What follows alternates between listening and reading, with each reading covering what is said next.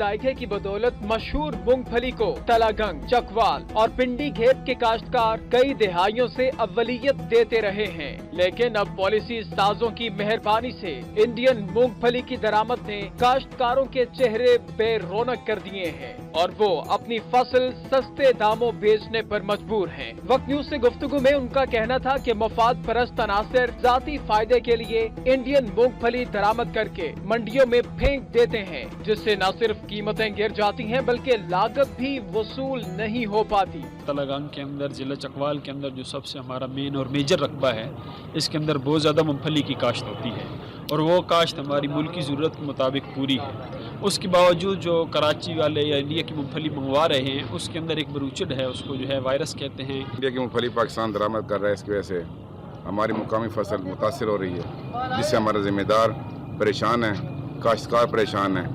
उसके आने की वजह से ज़िम्मेदार को चूँकि मंडी में खातिर खा रेट नहीं मिलता।